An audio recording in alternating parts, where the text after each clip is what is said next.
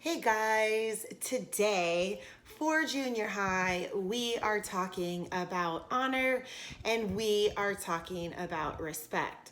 Now, you may have seen someone treated with so much honor and respect and before, somebody from royalty, like maybe the Queen of England.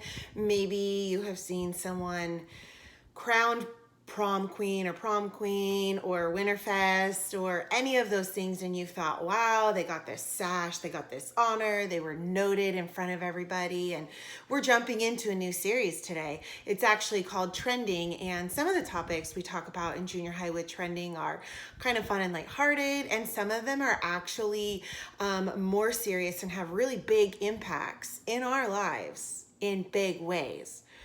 And to be honest, sometimes talking about the more serious topics can be a little uncomfortable because sometimes really serious topics, like maybe say racism or people being hurt or offended, those can be hard to discuss because a lot of us have deep feelings in certain ways, or sometimes we're not even sure how we feel about those things. But we want you to know, just at Crossroads with your growth group leaders, that Crossroads in junior high is a safe place to be able to have a difficult conversation. Hopefully you're able to have these at home with your parents, but just know that you have other high school and adult leaders in your life who care about you. And today we're talking about something called consent. And when I say that, I'm gonna guess the first thing that comes to your mind is, Mom, fill out this form so I can go on the field trip with school. Or, Mom, could you fill out that release form so I could go to Hume Lake? Or I could participate in this event. You think of like a field trip where you fill out a consent form for that. Maybe you heard about it in a more serious way, like on the news, or you've read something online, and maybe you said, actually don't know that much about what they're talking about, because in my mind it's more like a release form. So what does consent actually mean? Well, it means to give permission for something to happen, or to agree to do something, or allow something to take place. So it's like if you let your little sister borrow your sweater, you're giving her consent to wear it. If you are letting your friend play on your brand new Xbox gaming system, you are giving them consent to play on your gaming system. Maybe you allow someone to like take your picture and post it somewhere, so you agree, you're giving consent. Okay, you can do this. You should feel free to do this. Now, typically, when we are talking about the word consent, it doesn't usually come up.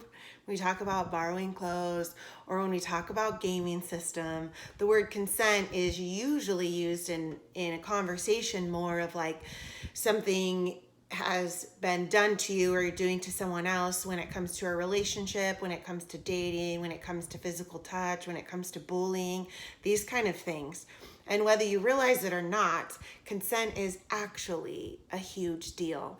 And that is why understanding it is a really big deal, because the way we treat others and the way we treat ourselves, there's a potential to change that when we become more aware of what does consent actually mean. So let me pause right here and maybe acknowledge what some of you might be thinking. Yes, consent is about permission. It's having the right to say yes. It's having the right to say no to someone else. But it's also the ability to express the way you feel and be okay with it. But as junior hires, you might feel like, does this really like apply to me? What are you really talking about? Because maybe you realize, and we've talked about this in junior high before if you've been with us on campus, that while typically the adults in your life have the majority of control. Here's what I mean. Your parents control what you eat because they're the ones who purchase the groceries. They usually control the time that you wake up. They control the amount of time if you're allowed to be online with your friends, to be gaming, to be on social media, to watch television, to, do things beyond your studying.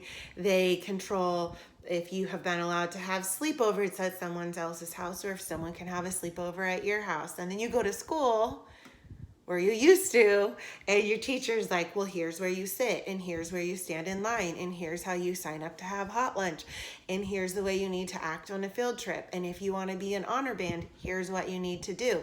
You need to sit here, you need to listen. So there is a lot of areas in your life where you're probably thinking, well, I don't have consent for anything because I don't have any control over my life because I'm young. The good news, as you grow, you do get more control, and there's actually more opportunities for you to utilize making choices in your own life, being responsible, giving consent, showing respect and honors to others, receiving it to yourself. But what I want to say to you today is that when it comes to saying yes or it comes to saying no, that you have more control when you think. You see, when you're faced with opportunities of consent every single day, especially when it comes to something like friendships or relationships, dating, physical touch, think about it. When someone wants to hold your hand or somebody wants to put their arm around you or give you a hug, whether this is a friend or somebody you like, you get to decide if you're going to say yes, and you get to decide if you're going to say no. And when someone asks for a picture of you, you get to decide if you're going to send them one or not.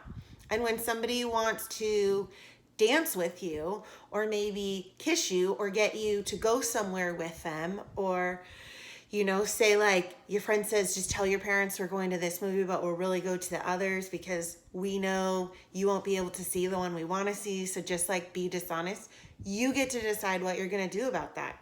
Hopefully you don't have friends who are pressuring you to make a decision that is out of character, that shows dishonor, disrespect to yourself or your families. But I want you to know, your tag team leaders, we want you to know that you get to decide when you say yes, and you get to decide when you say no. And you actually have a responsibility, not only to give consent to others, but also to respect the consent others might be giving to you. You see, consent is really boils down to the way we treat each other. And sometimes it's a tricky thing to navigate in our relationships. Maybe that's because when it comes to relationships, you're thinking more about what you want more than what the other person might want. Sure, maybe the other person doesn't seem comfortable when you're asking for a picture to be sent, or you sent so close to them on the bus. First off, it doesn't matter how much I like you. Don't sit so close that we're touching on the bus. I'm a personal space kind of person. I don't know about you, but you deserve the right to feel comfortable when you're at. I have a vivid memory of the 7th grade at McParland in Manteca. And you know what? A guy asked me to dance. I said, okay. It's when we had, 3 school dances a year. And he squeezed me so tight, I didn't feel like I could breathe. And he wasn't trying to choke me. I just think he was trying to hold me way tighter than I was comfortable with. That was an opportunity for me to say, that's not how I like to dance. And if he would have said, well, that's how I like to dance, that's an opportunity for me to say, well, then thanks for asking me, but no thanks on the dance. You see, I want you as a student, as someone who is created in the image of God, to feel the freedom, to feel comfortable with saying yes and saying no when you want to, when you should, when it's the right thing to do. Maybe instead of thinking about what's best for others, sometimes it's easy for us to think about, well, what can I get away with? And a quick touch in the hallway, or an inappropriate joke, or sending someone something in their DMs that you shouldn't. Yeah, that's a way to get in trouble, but sometimes we feel like, well, we can get away with that because there's not really a teacher there watching, or my mom's not watching. But maybe at some point somebody said, can I hold your hand? And you said, yeah, but now you're not comfortable with them holding your hand anymore. It's actually okay for you to say, I don't want this anymore. I know I said that before, but you can change. You get to decide what your level of comfort is in friendships, in relationships, in hanging out, in going places, in the way that you act at school. And maybe there's been moments where you didn't really know how to express the way something made you feel, which is actually why it's a big deal for you to think about certain things ahead of time. Like if you have a group of friends and one of them is constantly asking you to lie to your parents on their behalf or on your behalf, you already need to be prepared of how you're going to handle that. Because what you want is to have great honor and respect for your friends, but your friends to also equally have great honor and great respect for you. I mean, there is just going to be times in life where it seems like everybody is doing something that you're uncomfortable with. And what are you supposed to do? I mean, turn on the television. You can watch like a cartoon or a show made just for teens, and you're like, oh my gosh. Not to mention, they probably have a 22-year-old playing a 13-year-old eighth grader, so they don't feel uncomfortable acting a certain way on television because they're way older. But I want you guys to feel comfortable and already feel confident in who you are and what you stand for. You know, no matter where you sit with all of this, maybe you have pushed someone past where they were comfortable before, or maybe someone has done that to you. Or maybe you have what I hope is like great friendships with friends where you are regularly honoring and respecting each other, and they're doing that back for you. And here's what I want you to know. That one of the cool things about this trending topic today, which is really about honor and respect, is that it's actually something that men and women wrestled with thousands of years ago during Jesus' time. Isn't that crazy? Every week, how we always find a way to bring everything back to the Bible, because guess what? God is the source of our creation and our life, and the Bible is like a guidebook. He created us and he knows us best. So why would we look anywhere else for information from him? So what's cool is that if we look in the New Testament, which a lot of people kind of call the second half of the Bible, even though it's probably more like the last third, there is a book of the Bible, and it is called Romans, and it's written by a guy named Paul. Now, Paul at this time was a leader in the early church, and because of that, he had a ton of influence on the people and their lives around them. And because Paul spent most of his time traveling, he was always going new places, telling new people about the message of Jesus. So what he would do is write letters back to the other churches he had visited so they would stay encouraged, so they would stay connected to Christ. I mean, we're talking about a time that someone couldn't just pick up their Bible, hold the book in their hands, and just read it themselves. So they had to wait for it to be shared to them or go places where people did have access to that. There was no printing press back in this day. And because Paul wanted to use his influence in a positive way to encourage people, he would share regularly his wisdom on how they could live their best possible lives that was honoring God. And today, we are going to be looking at one of the things Paul said in his letter to the church in Rome, which is why it's called the book of Romans. It's written to people in Rome. And here's what he says: be devoted to one another in love and honor one another above yourselves. So, Paul said that one way we can show others that we love them and that we care about them is by honoring them. So what does that look like? So basically, another word for honor is really respect. So when we honor someone else, it means we treat them with respect. It means that we show them respect with our words, with our actions, with our thoughts, and with our behaviors. So for instance, you can honor your teacher while not muting them when you're on a Zoom call and listening the entire time they're talking. You can honor a new student when you're back on campus and you meet them by deciding not to tease them at lunch and make them sit alone. You can honor your parents by not yelling or talking back at them.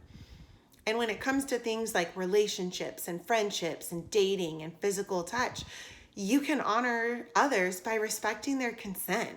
So if somebody says to you, no, that makes me feel uncomfortable, stop doing it. You know, like when somebody goes and tries to tickle you really hard at your waist and they think it's funny, but it actually hurts and they're really laughing and you don't really like it, that's okay for you to say, don't do that to me. I don't like that. There's no way some girl should come up to me on campus and won't stop touching me until I laugh. I'm like, stop doing it. So if somebody tells you no, just be like, okay. And when they say no, just respect them. You don't need to push them and convince them until a point they're comfortable enough to say yes. And they shouldn't push you uncomfortable until you're in a place that says, Yes, I'll go on a date with you, or yes, we can hold hands, or yes, I will lie on your behalf. You should not be pushing anyone to do something they don't want, and they should not be pushing you, because the Bible says we love one another by being devoted to them, by respecting them well. When someone doesn't want to see a picture, you don't send it. When someone doesn't want to be touched, we don't touch them. We take honor and respect seriously, and we honor what someone has asked of us, and we respect what someone has asked of us. And that's really just the beginning of honor, because while consent is a big deal, one of the most important pieces, one of the most important parts of honor is really honoring somebody else, because it means going above and beyond consent. It means not going toe to toe with the line and getting away with what you can get away with. It means not putting a person in a position or in a situation where they're not okay and you're not okay.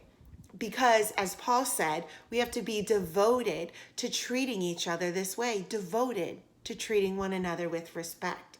In other words, it's more than just a one-time thing. When you're devoted, when you're dedicated to something, you're loyal to it. You stick with it. Like I'm a Raiders fan.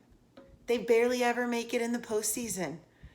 People say a lot of mean jokes about the Oakland Raiders, but I still love the Raiders. I'm a devoted fan. I'm loyal and I stick with it. So if you have a band or a sports team or a YouTuber that you're committed for the long haul. That's devotion. And you know what? When you're devoted to treating someone or someone else with love and respect and honor, it means you're committed to treating them this way all of the time, even if it doesn't feel convenient and even if that's not how you feel like treating them. When we look back at what Paul says, we're not just called to honor each other, but we're called to honor each other above ourselves. So even though you might want something from the other person, you honor their consent. You have a behavior that shows, I respect your wishes. And here's what's cool. We all deserve honor. Just as much as we should extend honor to others, we should expect to be treated with that same honor. And honor isn't just the higher standard you extend to someone else. It's the higher standard that you should expect to be treated. Because in relationships, in friendships, it is two-way and it is not just one way. You deserve to be honored and you deserve to be respected. So remember, honor others and expect to be honored by others. So how do we do this? Just a couple minutes of applications. 1, show honors to others. Make honor your goal. Make honor the way you approach other people, the way you live and treat them with respect, and make that the filter that you choose to interact with everyone else with. And respect the no. So much of consent is about listening to the other person and their thoughts and their feelings and reading their body language. Understand that no means no. So when you tell someone no, they shouldn't keep doing it. And when they say it to you, you should not keep doing this. It doesn't matter whether it's kissing or hugging, whether it's sitting by them, whether it's a continual joke, whether it's a message you're sending them, a place you guys go, something you're watching. If somebody says no, they mean no. They should not have to convince us of their no. So 1, we show honor to others. And 2, we expect to be honored. Decide how you want to be treated. Know ahead of a time so you don't get in a weird situation where you're uncomfortable and have to figure it out. Practice your no. Sometimes saying no is awkward, but you need to be prepared to say no when you're uncomfortable, because actually you deserve to be honored and respected. And lastly, speak up with confidence. I hope that you have an open relationship with your parents where if you've been in a position where you're feeling devalued, uncomfortable, and somebody is treating or acting or touching or sending anything in a way that you're not okay with, you speak up and tell somebody. And if you don't unfortunately have that situation in your home, you can talk to myself and our other tag team leaders. We would love to care for you. But what we want you to know is to have trusted adults in your life. It's a big deal. And I'm hoping that that starts with some of your guys' parents. So honor others and expect to be honored by others. That's today's bottom line. Let's take that and let's do something with it, and let's change a little bit in our lives, and remember that Paul tells us to be so devoted to one another that we're honoring them above ourselves, not just looking out for number one. Have a great week, guys. See you this Thursday at 7 p.m. for another Junior High Online. Bye, guys.